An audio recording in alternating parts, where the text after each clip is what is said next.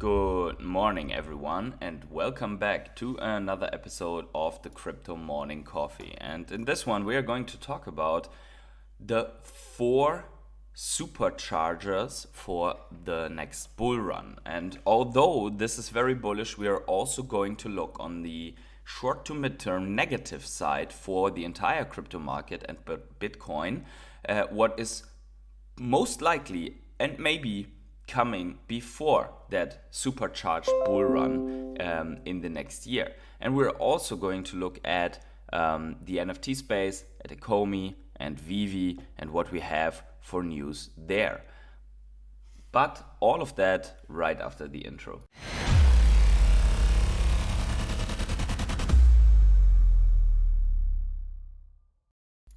Good morning, good morning, good morning, everyone.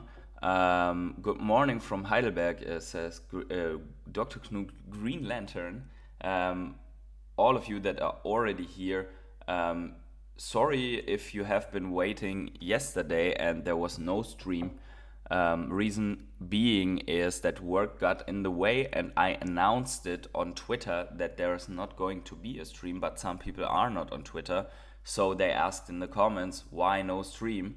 And that's absolutely fine. You guys have to understand that until someone like me can do this full time, there will be always conflicts in life that even then, I mean, but now more than that would be if it was a full-time job, right?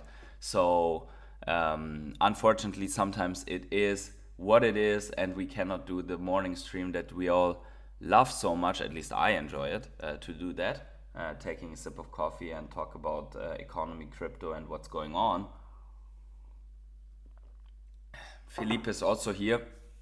Good morning. Good morning to you. How are you doing?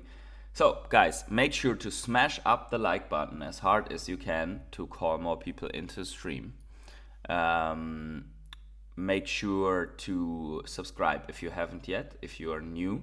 That is important.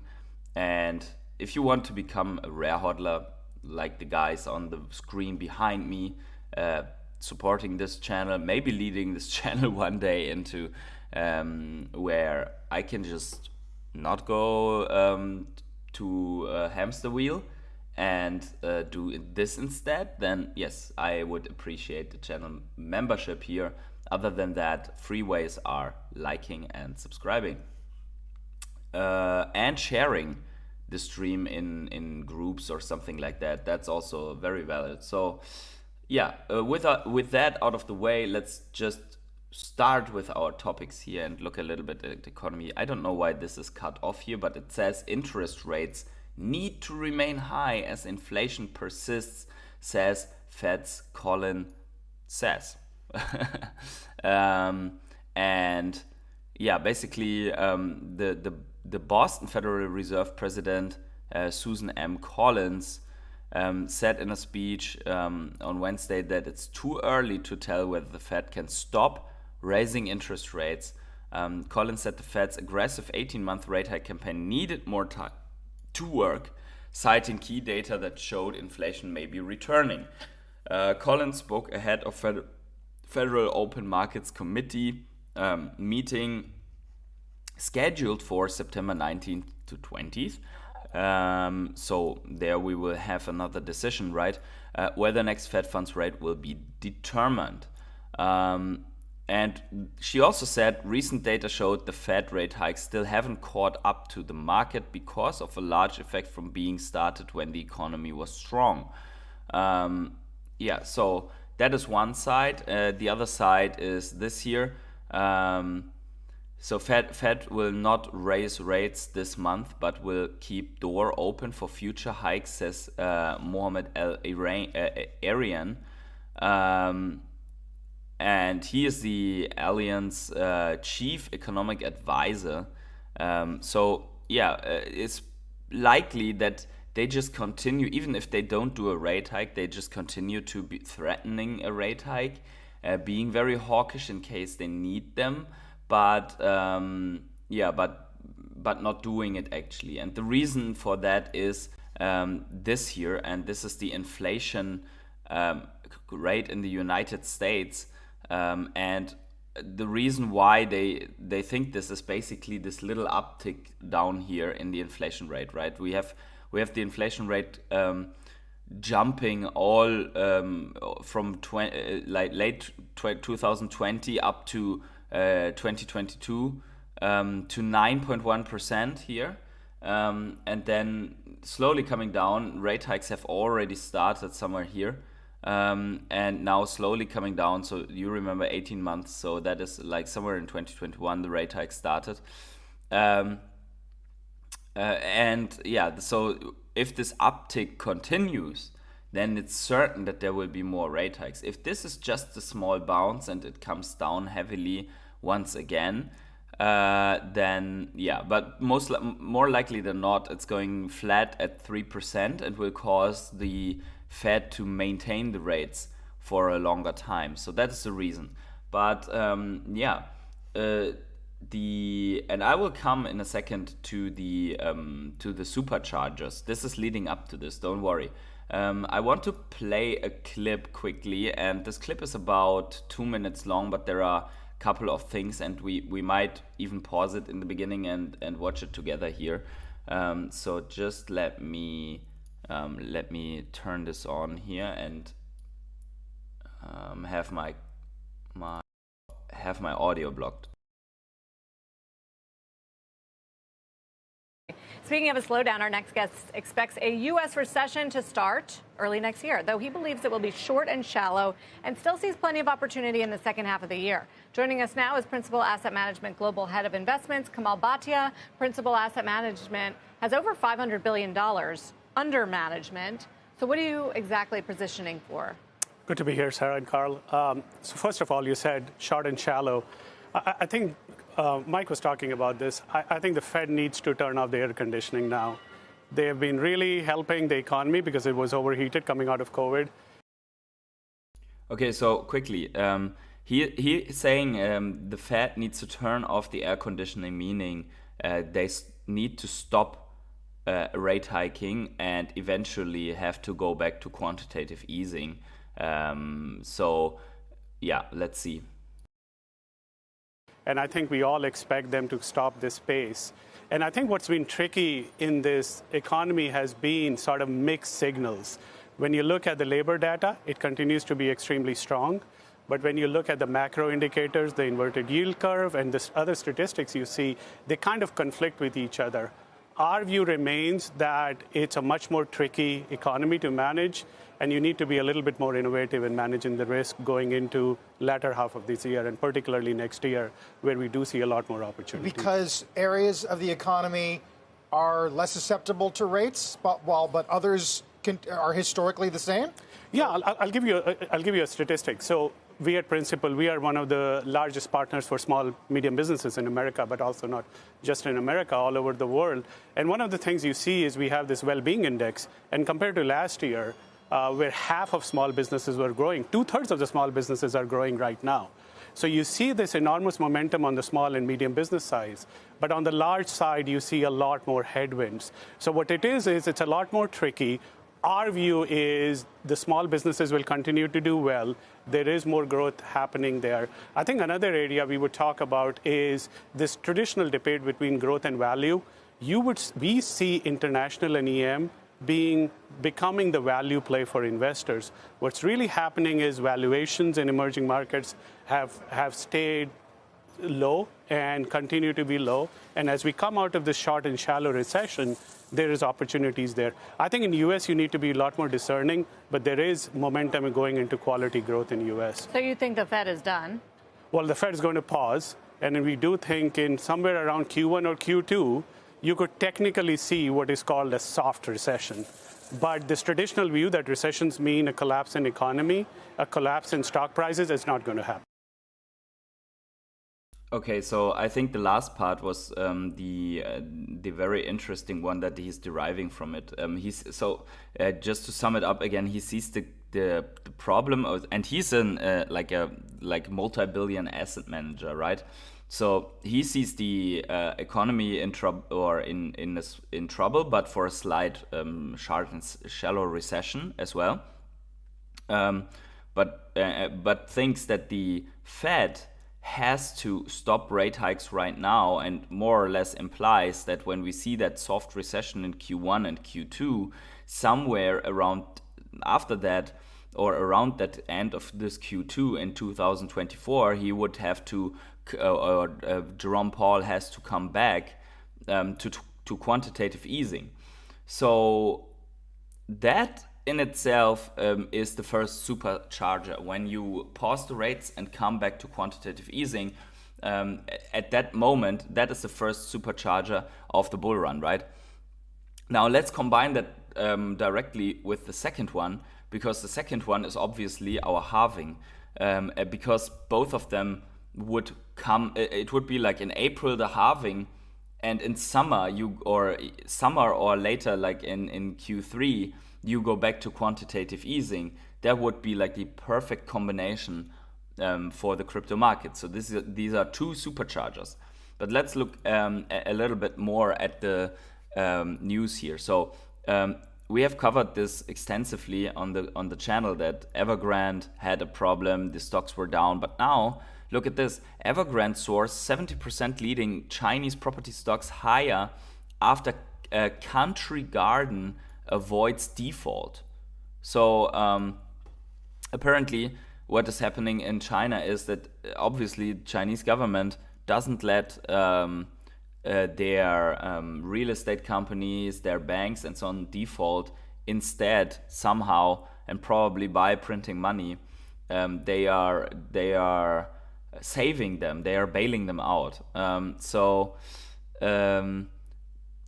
Basically, the real estate sector was the top gainer on the HSI, but the overall index was still in negative territory, dragged by healthcare and industrial stocks. Okay, so the real estate is recovering because here it says that the gains come after Country Garden reportedly managed to pay 22.5 million in bond coupon payments on Tuesday, narrowly avoiding default.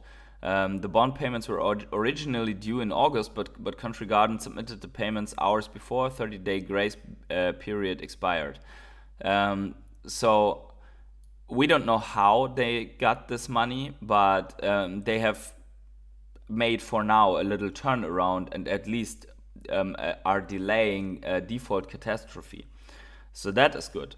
So that means that China will delay its own collapse, if ever the collapse would be coming. Okay, so maybe on that notice, before we go more into the crypto territory, just recap for the global economy, the superchargers are that liquidity is pumping back into the markets. It's not only about the US, it is that quantitative easing is happening in whatever form. So we saw quantitative easing in a very brief moment happening in the US as well, when the banks collapsed. Because at one side, Bitcoin pump was driven by a collapse of those banks, or the trouble in the banks and money fleeing into crypto.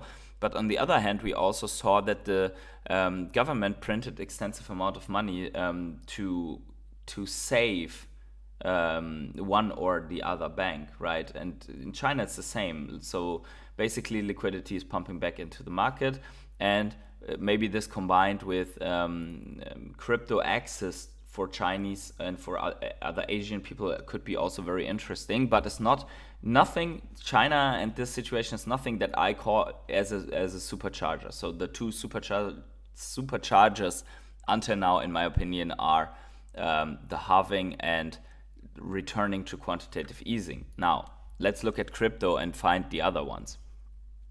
Coinbase launches crypto lending platform for US institutions.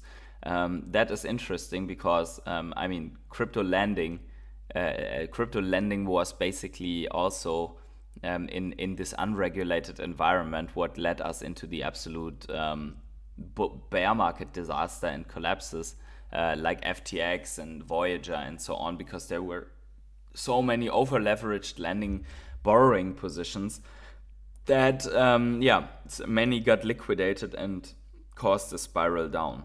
So Coinbase's new institutional lending service has the same operating entity as Coinbase Borrow, which halted the issuance of new loans in May. By the way, guys, we have 10 people in here, so please do me the favor and smash the like button if you like that. So yeah, that is very interesting. So Coinbase is preparing for the crypto age in basically relaunching these services. Then Bitcoin adoption. Paying with Bitcoin is now easier at Pick and Pay. Now, if you don't know Pick and Pay, this is one of the biggest, if I'm not mistaken, supermarket slash stores in South Africa. 1,500 plus stores in South Africa, including P&P Express and Pick and Clothing. Shoppers can now use Bitcoin to pay. So yeah, this adoption in Bitcoin makes people obviously buy, use, and transfer Bitcoin. And the fact that a chain like this in South Africa adopts it shows how eager people are to use this system instead of a fiat money system that maybe devalues their salaries overnight until they can spend it, right? Depending on the country. Obviously, South Africa, I think, is not so deep into trouble, but other African countries are. Now, this one here, Grayscale urges the US SEC to approve spot Bitcoin ETF following their court victory. So if you don't know it, if you have to recall it, a couple of days ago, the Grayscale won against the SEC in court, appealing against an SEC decision to deny their conversion of the Grayscale Trust into a Bitcoin spot ETF. Now, the judge ruled that the SEC has to consider this as a normal filing, or same as normal filings for spot Bitcoin ETFs. So here is in my opinion, the third supercharger for the bull run is obviously the Bitcoin ETF. Because more likely than not, from everything that we have seen, and the SEC losing time and time again in court, the spot Bitcoin ETF is only a matter of time and would only come in 2024, because they will delay it as long as possible to find any way around it. And maybe if they don't find a way around it, then they will just approve it then. By the way, I've not reacted here to you guys from chat. Vivi Wheels, what up, homies? Hello, Pioneers. I like that very much. Hello, Pioneers. Pioneers is exactly what most of us are here in this space. Machankura Parody says, shout out from South Africa, ZA. What is ZA? I have tried paying at Pick and Pay with Bitcoin using Lightning. Easy and cheap. Nice. So that is really great. So guys, this is the channel where we have that article and directly someone reporting from South Africa if that went easy or not. Can it be be better? So thanks for the insight, Machankura. That's awesome. And the mere fact of you having used that right away and seen how it is with Lightning shows that J-Kill is actually right with the Hello Pioneer. So Hello Pioneer, good morning. So yeah, Supercharger, Bitcoin, and we'll see more from Grayscale here in a second. But this is also industry because the SEC doesn't come out of its trouble because the US private funds industry got together in this let's say in this endeavor to sue the SEC. So the US private funds are furious about new regulations. So 6 private equity and hedge fund trade groups on Friday sued the US Securities and Exchange Commission arguing the agency overstepped its statutory authority when adopting sweeping new expense and disclosure rules last week. SEC Chair Gensler said, the rules will increase transparency and competition in the private funds industry, which oversees around 20 trillion in assets. So why do I highlight this, even though this is not directly crypto? Because it just shows how the SEC is overstepping everywhere and is now completely under fire, under attack. And obviously these funds, these asset managers, they want to get these Bitcoin ETFs. They need some freedom to operate, and in the US it seems to be that the SEC is just interfering too much in this investment space, and it is not only in crypto, it is everywhere. And the more the SEC gets sued, hopefully the more they will give in to important stuff like Bitcoin spot ETFs. We have already discussed how there's no argument for the SEC whatsoever to deny them. Hey Omicron, what is going on? How are you doing? Yeah, guys, if you like that lining up here, then please smash the like button. Do me the favor, just go down below, smash the like button so we can get more people in here. Now, the Grayscale again, right? Grayscale, and we have looked 2 days ago on the morning stream, we have looked at the 5 largest Bitcoin wallets, and Grayscale was not among them. It was cold wallets from exchanges. Why? Because their funds are scattered out on different wallets. But here, look at this. Grayscale is the second largest Bitcoin holder with 628,000 Bitcoin in their possession, which is $16 billion. Arkham Intelligence reveals that the funds are distributed among more than 1,750 addresses, each holding 1,000 BTC or less. And that's exactly why it is so hard to find the true whales of the industry when they are using so many addresses. And this also counts for altcoins. You can have a whale dumping without identifying a whale wallet if you just scripts 1,500 wallets together. And the same goes for buying.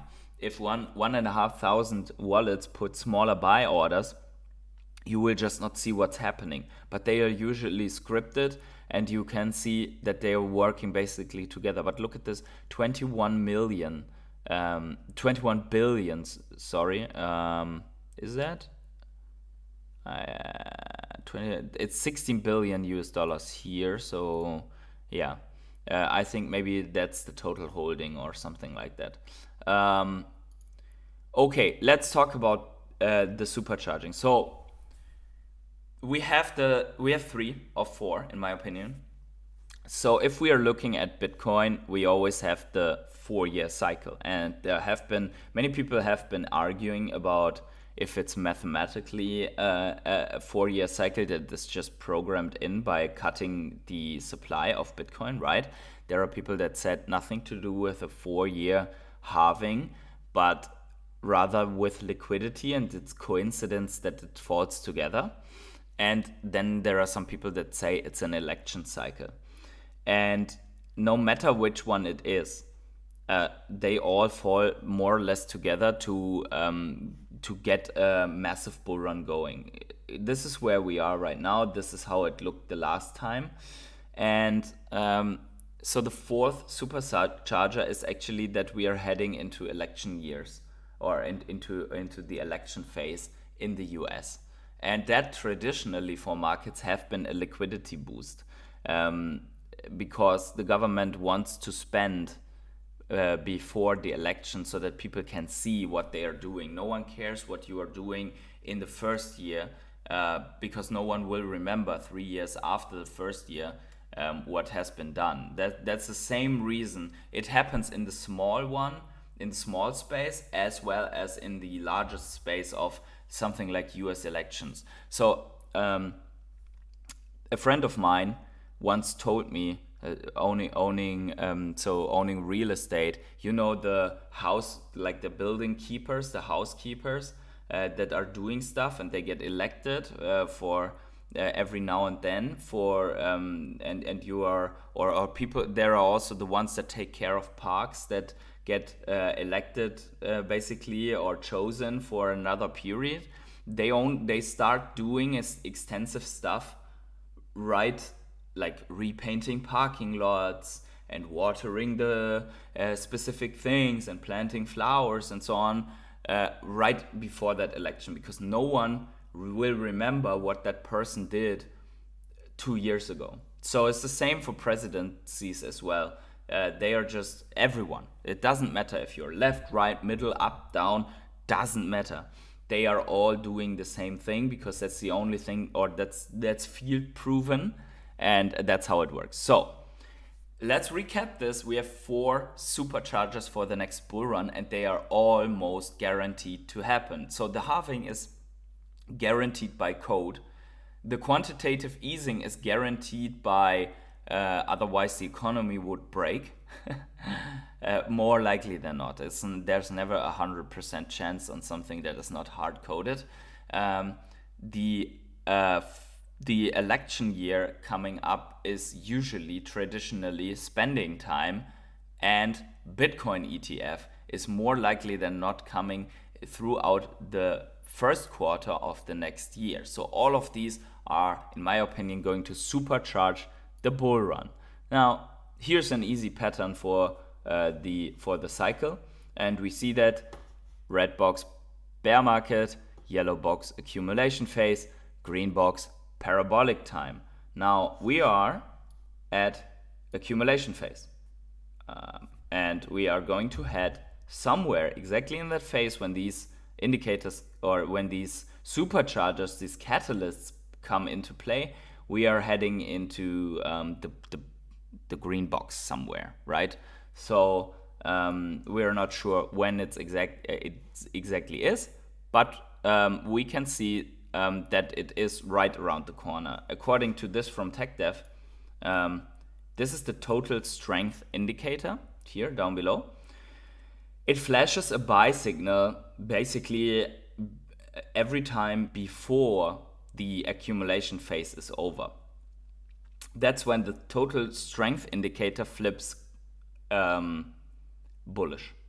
Now here we see, and then it prints this green dot, right? So now we see here's the first ever bear market for Bitcoin. Thing flashed, indicator flipped, let's go, right? Parabolic move. Next one, indicator flipped. We were already out of the bear market, have been coiling up already. Indicator flashed, parabolic move. The same here, right? And it was only after the black swan, the indicator flipped, parabolic move. Now we are already in September, and this can play out. This can take 4 weeks or 6 weeks, right? But the indicator flipped, the dot printed. There should be the parabolic move starting, right? So yeah, according to this indicator, that is what is going to happen. Good. Now we have taken a little bit longer, but I think it shouldn't matter. Let's quickly look at the condition of the market, gainers and losers. Casper and Thorchain render are pumping. Chainlink has a good day, so altcoins are having a good day. Let's look at this more here. So we see altcoins are having a phenomenal day here in the top 100, led by Rune, Casper, and Render. Yeah, these are basically projects that are going to see some massive upside still, I think, in the coming bull run. Although Casper has already been pumping so much. Now, if we look on the weekly, there are only a couple of percenters up, and if you look on the monthly, you only have Rune, you have Roll Bitcoin and Toncoin. So these are the only ones that are big green in the top 100. In the top 200, however, you have Ekomi and Akash Network being the biggest at the moment. So that's not insignificant, right? Out of 100 coins in the top 200, Ekomi and Akash Network are the biggest to pump. So we can more likely than not see them sooner or later in the top 100 coins, which will give them even more attention because there's many people that only look at the top 100 coins. A couple of things here to this. Gala, we've discussed this, but some people may not know it. Gala is down significantly on the month, also on the week, because of the founders suing each other. And nevertheless, they are only down 30% on the month. Pepe is allegedly rug pulled, or at least someone has stolen funds. That's why this is so big in the red. And the rest is just altcoins. It's just altcoin stuff. They are heading down just because of that. Because altcoins are bleeding slowly but surely into Bitcoin ramp up. Speaking of which, here's some interesting things in the charts, and we're going to start out with the DXY because this is no good. And I just refresh quickly.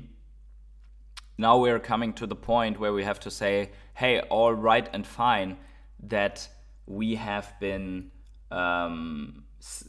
identifying our massive superchargers, but unfortunately, this downtrend that we have highlighted so many times has been broken for now by a rally in the DXY, by probably also because the Fed officials said there will be another rate hike, that they are talking hawkish. So what we see here is that we have this line, we broke out, we retested, and now we are in a move, and we also took out this high. So right now we are basically looking at a trend line now that is coming up. So let's make this a yellow one so we can distinguish. But we have a trend here, and unless we break this to the downside, we are looking at more upside. Now in the broader picture, obviously this is still a downtrend, right? Even if we come up here and form something like this would be still a longer term downtrend. But for now, in the short to midterm, this trend is going up, and up means hard times for crypto, hard times for the Nasdaq. If we're looking at the Nasdaq, we can see also a very uncomfortable pattern here, because you see this red line that I drew in just now. This is the first time on the channel that we have it, but look at this. We have been rejected at this line. This line is already from this double top here. Then we broke through this massive trend line. We had a falling channel here, broke out, okay, but we are not, sorry about that. We are failing to put in another high. So now we are really looking at bearish scenario where we, at least a consolidation scenario, right? Where we hopefully form something like this and go higher, but we could also be just forming this, right? And that would be really bad. And that means more accumulation. Very right, Green Lantern. I have been, yesterday I've been accumulating a little bit. I've been buying a little bit Phantom. I've been buying a secret rare comic, another one on Vivi. So now there are some secret rare comics for 25 gems. So hey, let's go. I'm in, right? We will see how this plays out in terms of returns in the end. But yeah. Green Lantern says, not all my bags are packed. And I think everyone feels like that. And you are absolutely right. This is the time to work on our bags, right? When things are down and in sideways accumulation, this is where we want to work on our bags. And when things are looking like this, that's when we want to pack our bags when it looks like this in the top 200. There are coins like Anchor that I'm interested in personally. There are a couple of coins. I will go through this and just start building some altcoin portfolio or continuing better. And yes, Ekomi, we'll come to the chart afterwards as well, is part of it. So sorry for all the lines, but they're really necessary. We have, so I don't know if this will be in the end a fake out, but we're technically here losing this support level that we have derived from the weekly chart. So let me just refresh this. There we go. So this support level here, right here, and I will zoom in, we are losing it, right? So after this pump and dump here, that could be somewhat of a handle for this cup pattern. We are apparently, yeah, it looks like that we're trying to stay above this. If you are actually taking this previous support that we had here and you just draw this in, this correct daily support, then you have a bearish retest here, right? Look like this. This is very close up. I don't know how people can look at the 4-hourly, because already in the daily it's really hard to see something. But overall, I mean, we could technically just pump up and regain momentum here, but at the moment, and this is also because we're severely oversold, or not severely anymore, but we are still in oversold territory for Bitcoin. But the indicator is coming back and we have not moved. Instead, we have been losing level. So there is a chance that we are having, there are many bearish formations in one, right? So you have a cup and handle down, right? You can also argue that you have head, left shoulder, right shoulder down, right? So you have this one, left shoulder, head, right shoulder down. So there is a head and shoulders, here is a head and shoulders, here is a cup and handle, inverse, and you have been losing multiple trend lines. This uptrend, this downtrend, and basically what you're looking at right now is more likely than not, at least coming down to this 25,000, right? At least coming down to that, and that will give us time to accumulate, as Green Lantern says, right? So smash up the like button if you like the accumulation phase. Smash up the like button if you are not thrown out in this slow and steady sideways market. I mean, if we are completely honest, we have the last exciting phase in Bitcoin was in March. So since then, we have been moving sideways. I mean, yes, there are up and downs, and yes, this is a little bit exciting, but come on, this is nothing compared to these moves, right? So we are accumulating, and then boom, we higher, and this is how we are expecting it sometime, right? Hey, Caro, what is going on? And then also keep in mind that there are still doomsayers that claim or that say that we are going to, if we drop down here, we are going to next level and next level and next level. And there are some people out there, like, for example, Crypto Savvy, the channel, is still calling for 3,500 Bitcoin. I don't know about you guys, but I mean, if that would happen, I would buy a couple of Bitcoin. And since everyone's thinking like that already for 5 or even 9,000 Bitcoin, I don't know if it will ever happen. Check out the Bitcoin production cost indicator. Okay, let me see. Bitcoin production cost indicator. Let me see.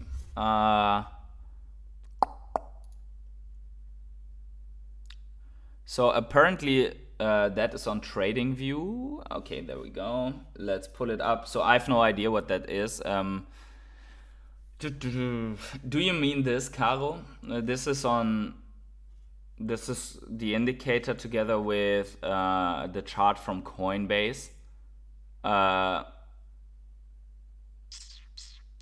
So we are in, if I interpret this right, this is something like a cost range for Bitcoin. And apparently, so if this is the upper boundary and the lower boundary, then whenever we are whenever we touched the bottom line, also the next move is a run up, right?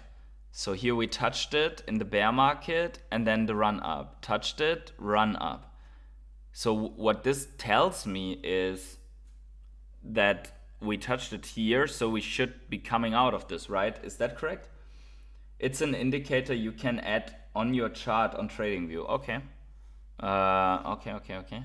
More lines then. Let me see where I am. So let me see.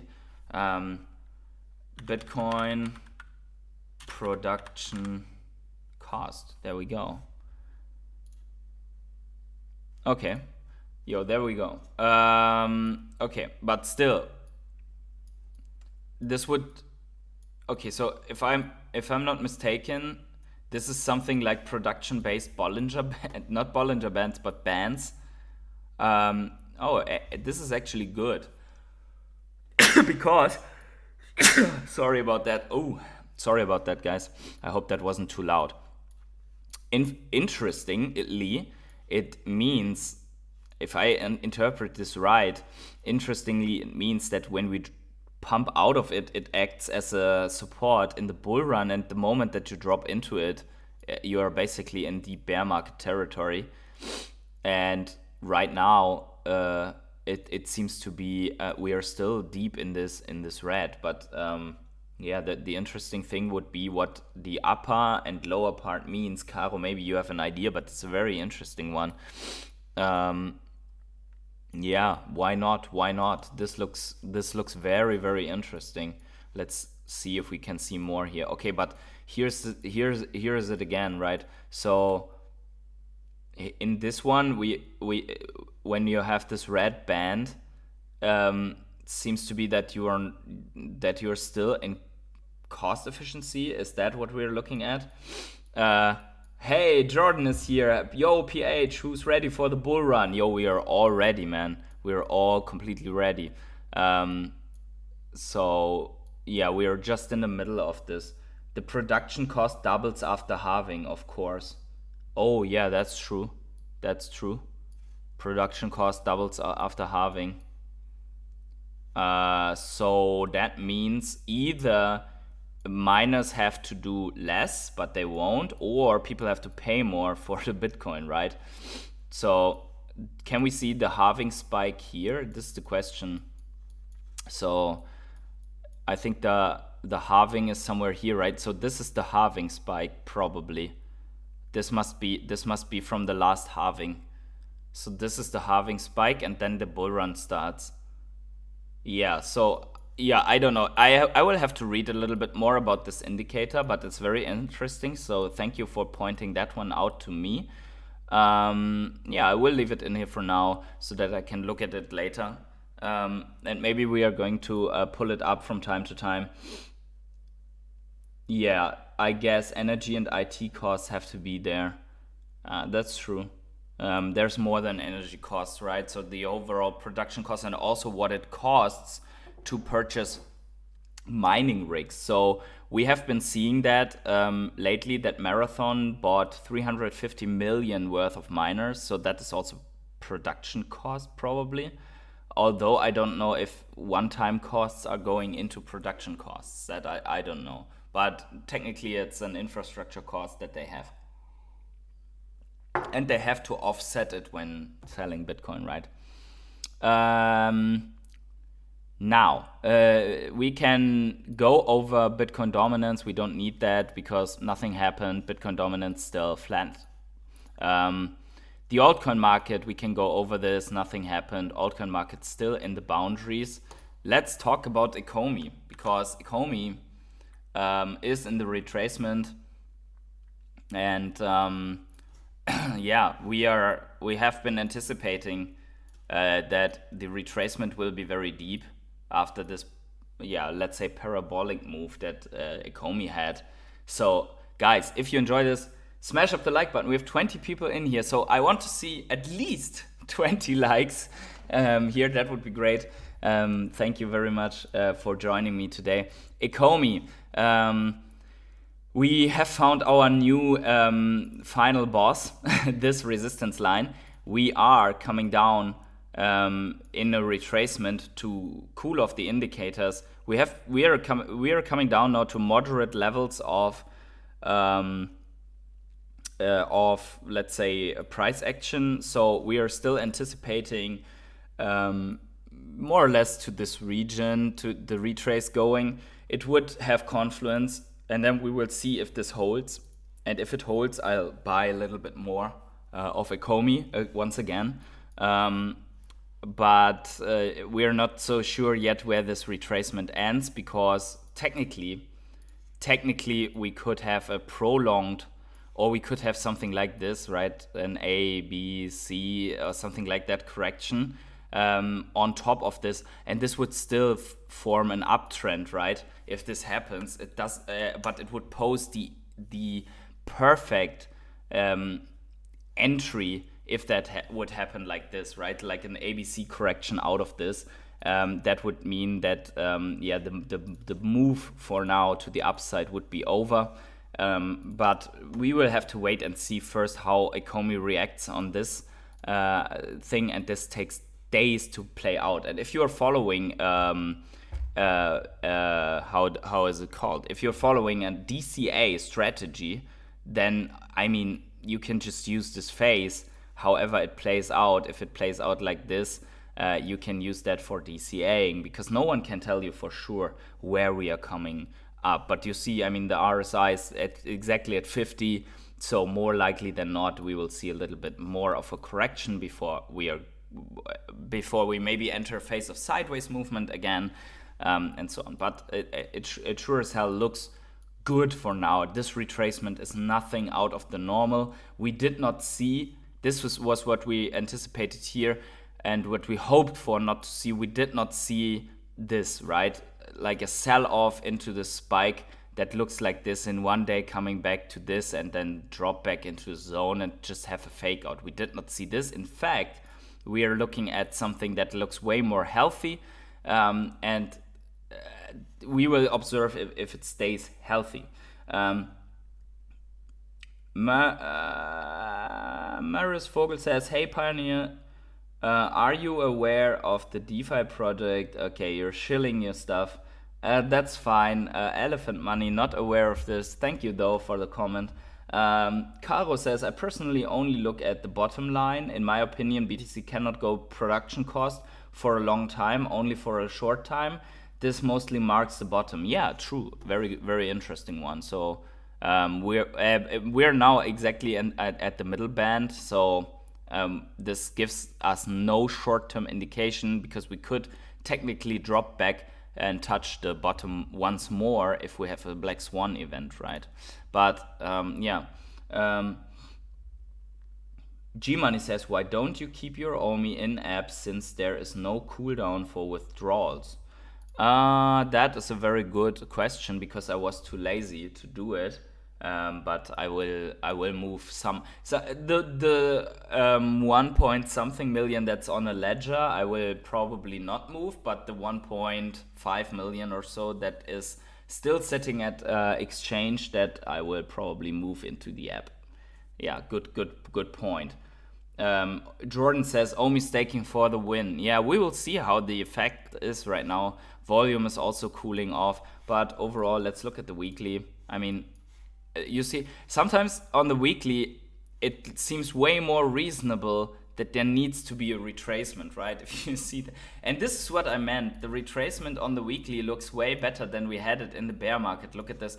When we had the bear market rally, we just dumped back in one straight line. And for now, we have 3 days more, obviously, on the weekly, and this could still happen. But for now, we're looking good. This is nothing out of the normal, right?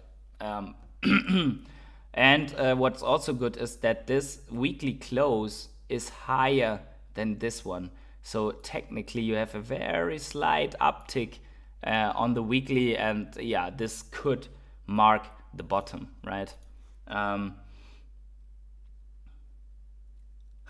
Murray says, promise you will not be disappointed. Check the chart. Over 2 years old.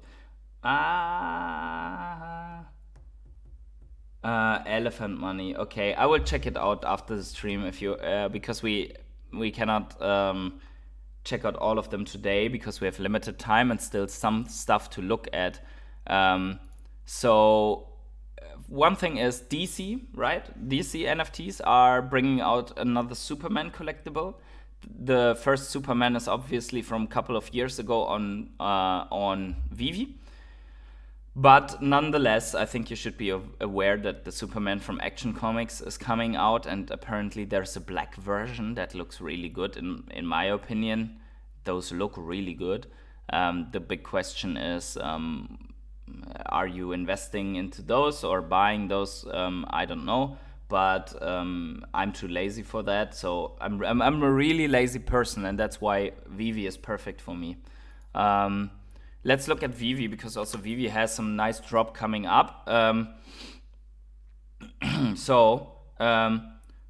First of all, the Lamborghini Murcielago LP674 SV's stunning aesthetics and cutting-edge engineering are celebrated in the series of interactive digital collectibles on Vivi. 4 colors drop in blind box waitlist format Saturday 9th of September. So there's another Lambo coming out. Looks really good, this white Lambo, and it is really good to see that Vivi is continuing with the brand. What we sometimes see is that NFT projects, they bring out one time a brand and then it goes away, goes to another. So Jordan says, my MCP points haven't dropped anymore now. I think I'm around 550 points for 10 million ohms. Seems to be the lowest, unless more people stake and it keeps dropping but hasn't moved for a few days. Now, that would mean that I would make a... This is the thing. I would transfer 1 million ohms. So let's say I transfer 1 million ohms into the app for 55 MCP points. A $25 secret rare that I don't have gives me 6 MCP points. So that means I can get 60 MCP points for $250. That is not enough to give me 1 million ohms. So technically I should be buying secret rare comics now at the moment, even if I'm only focusing on MCPs, right? So, yes, of course, if I have the OMI, I will move it to the app, no cooldown. Sorry. But, I mean, you see my reasoning, right? So I'm just ramping up my MCP points in the app with collectibles. And, yes, technically I could move over my stuff. But then again, there's even... you could even have it cheaper, right? So... there are collectibles that give you 1 MCP per $1.5. So you could get with 150 MCP, you could get for $150, you could get 150 MCP points on the app right now. Yeah, you and your secret rare comics. So we will see. I think the secret rare comics and the ultra rare Vivi exclusives are the valuable ones are still, I think we will still see crazy stuff because of seller exhaustion plus liquidity flowing into them. I think we will still see crazy stuff, but that's obviously not financial advice. But I think we will have some very high prices, unexpected prices on them, and I think that a secret rare comic that has a couple of $1,000 value and a scarcity of 500, for example, or 600 even, can easily do a 10x for sure, from 25 to 250, which is nothing. But I think they can do many of them can do a 100x from 25 to 2,500, for example. I think there's no point. There's no discussion about this. Once such Marvel collectors with money are in the app, once they can move crypto into the app, I think there can be a 100x on a secret rare comic. I mean, this would be a comic that goes from 50 gems to 5,000, or from 80 gems to 8,000, or from 25 gems to So this is why I built my strategy on both, on OMI and collectibles, and not either one or the other, because I think that the returns can be insane also on the Veve app. This year I found interesting because it just looks so good, this one of one. I think there will be, this is Scotty Young, I think, this just looks so good. I really want to have that, but I don't have the funds. So whatever whale gets this will be very happy. Now, this is coming up on Sunday. It's a Pink Panther drop, and I think this is a really cool one because look at this. So this is only the banner, but you really cannot lose with this one, right? So you either get the animated plus sound Pink Panther, and I watched this a lot as a child. And then if you don't get the animated one, you get the pink and chrome ultra rare or the golden secret rare. And this is really one where I want to have the set, but it will depend on the prices, right? So yeah, Jordan says, or NFS Freak says, 2 cents by 2024, my brother. Yeah, why not? This is a reasonable price prediction. I think it's somewhere between 1.5 and 5 cents, depending on how exchanges are coming. It's all coming down to exchanges and the liquidity that we will get from the overall liquidity pump and the 4 crypto boosters that I talked about in the beginning. So Jordan says 3 cents by 2025 LFG. That would be a 30x, right? So we are at, let's say we're at 001 still. 10x is 1 cent. 30x, so 36x or what from now, where we are exactly. That's not too shabby, right? For every $1,000, $36,000. But then again, you have to see that you're probably not selling the top. So you always have to decrease this by a 30% or so, the return that you can estimate. Also, your buy-in price will not be exactly 0008 or something like that. G-Money says, it just takes so long to sell an expensive SR comic sometimes. I'll be happy with any of those Panthers. This is a good drop. Yeah, I think this is a very good drop. I'll be happy with all of them. NFS Freak says, I hope it's gonna be some sort of a short pump so you won't be able to sell and get wrecked. That could happen as well. Yeah, exactly. So it's very, so G-Money has a very important point here. Selling collectibles is harder than selling crypto. That's very true. But on the other hand, you're not selling the top. You're selling somewhere in between, and you have to see that partner statues in the last bull run sold for $30,000. Secret rare Spider-Mans sold for $50,000. Secret rare comics sold between $80,000 for an MC1, and almost every secret rare sold above $1,000. Almost every secret rare with 600 sold above $1,000. In fact, some of them in the multiples of 1,000. This was driven by excessive gem fraud, obviously, and excessive liquidity by OTC gem deals. But nonetheless, I think with crypto pay-in, the effect should be more than that. The effect of liquidity pumping into this, plus the walled garden, plus that some of these secret rare comics and some of these collectibles in general are forever locked away and burned bot accounts that have not been able to merge into something else.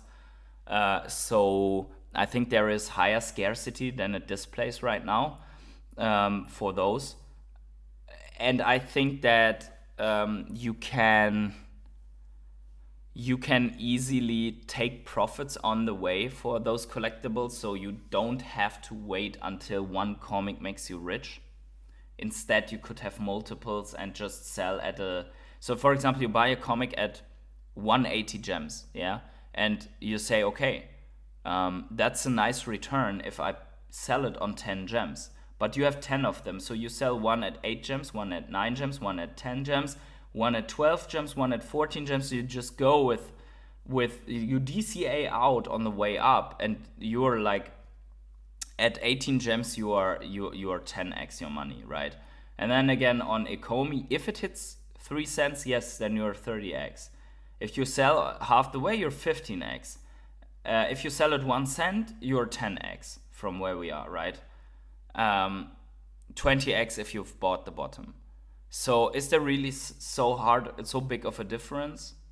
Maybe, but the upside potential, I think, is there on both sides to have way more than that. So I think there could be also a scenario where you go to 10 cents with Omi. I think that scenario is not out of the possibility. But it depends really on how many exchanges you get and how many utility factors you really get for Ekomi. So yeah, I think this drop is just awesome.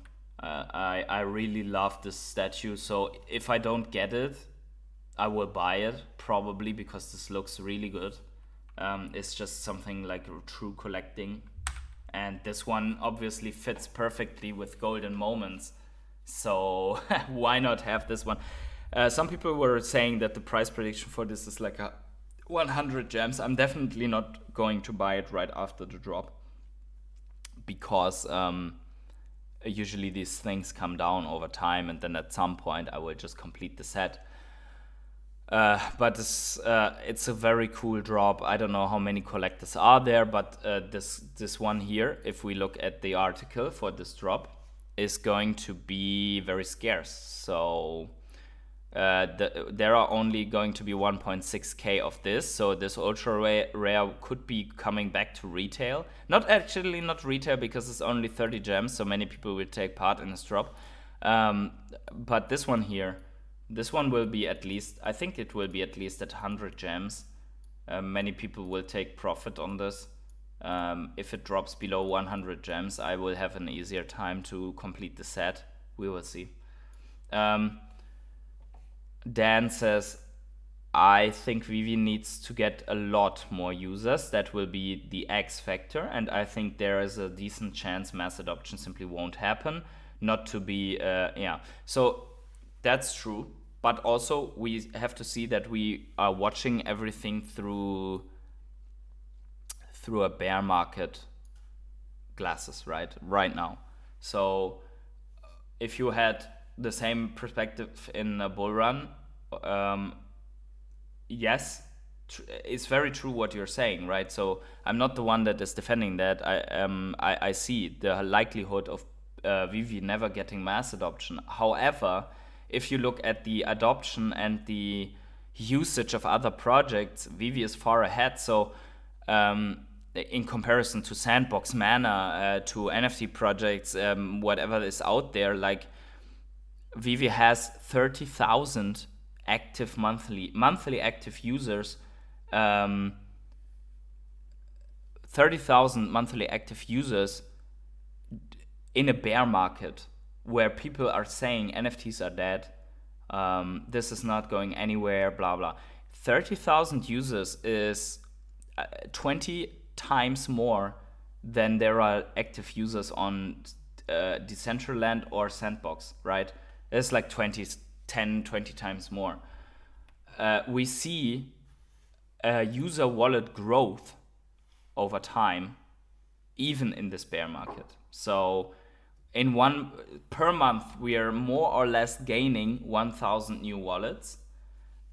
And if they get, I mean, it would be interesting to see how many of these are KYC'd, right? But sorry, you cannot see this. Here we go. So you see this chart here. We are getting, so we started out in 10th of July from 652, 300, almost 400. And we are now at 654,000, just roundabout. So obviously, unique owners. By the way, this is unique owners, so there's at least one collectible in it, I think, or at least there has been at least one collectible in it. So it's not only creating an account, if owners is the correct one. So this is 2,000 new owners since July the 10th, right?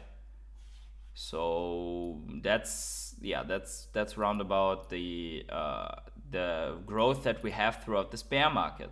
Now, once a bull market comes back, this growth will, let's say we're getting 10x the users, active users. So we would have 300,000 active users. That's more than enough to make the market go completely crazy. Completely. Because if you have 10x the users and you just say, okay, let's also have more or less 10x the whales, right? That are active right now. 10x the whales that are active right now would be we have 10 Bezosmans and 10 Dr. Profits and 10, I don't know what, like the top 500 will be looking differently, because there will be people coming in that just put themselves within 1 or 2 months into the top 100. I hope this loads. Yeah, there we go. So Bezosman, not buying at the moment, sitting about 25,000. But I mean, you see net accumulation, right? The net accumulation is up by a lot. And everyone is positive here in net accumulation. So if there are new people coming in, and they're starting accumulating together with a lot of retail users that only buy. What happens if 300,000 retail users buy 10 collectibles? That's 3 million collectibles, right? If they only buy 10 collectibles only, and we have seen before that this is not the case. So there are only there are 9, let's say 9 million, and then probably by the time they come in, there's like 10 million collectibles. And if the retail users buy up, so there is a lot already distributed, right? Because if you look at the market, there's not every collectibles of these is in the market. In fact, millions of collectibles are at the moment in user wallets. So 300,000 people that buy 10 collectibles each would be 3 million collectibles that they need available. I mean, and I think 300,000 active, so 10xing the active of what we have active right now, is not a moon boy number, because I mean, this is what happens to every altcoin as well, that almost like the wallet addresses, they 10x. People buy, people hold, people use. So yeah, I think this is going to happen. Let's see what the last purchase of Bezosman was. If he has bought anything else. Apparently 2 hours ago. 2 hours ago, this guy started buying again. So this is not in the VVX tracker. So okay, this night, for me night, Bezosman has been buying again. Some Thors, some comics, an amazing fantasy rare. AF15 rare, more Peter Pan's Flight posters, more comics, even Tarzan comics, Drax, and then these are the purchases from the night. So then this one was yesterday. This is already in the stats, but he bought some Buzz Lightyear and a Diablo Yellow. So yeah, this guy's just, every day he sits and buys some collectibles. And he's just growing and growing and growing. Crazy stuff. Prince says, holding big stacks if you want to see bro Vivi name Crypto Hog. Yo, Crypto Hog. The Vivi Analytics page is not available anymore. I wanted to discuss the controversy with you today, but we're already 1 hour and 10 minutes. So for me today, that is it. I have to head to work. But guys, we are here for sure. Although I wasn't here yesterday because of work, but for sure we are going to be here tomorrow in the morning for Crypto Morning Coffee. It's going to be amazing. It's going to be interesting. Guys, smash up the like button right now for me. And by the way, Prince, you said, love the videos, man. Thank you. So thank you so much for that feedback. I love making the streams and videos for you whenever I have the time. And hopefully in the bull run also, this will give me more time by increasing a little bit, let's say, the action of people here so that I can spend more, even more on all of this. But guys, wherever you are on the world, have a great morning, evening, day, night, or afternoon, and I see you in the next live stream tomorrow. And I hopefully one day will get out new videos also, but there's so much editing time always going into that. So yeah, I see you tomorrow.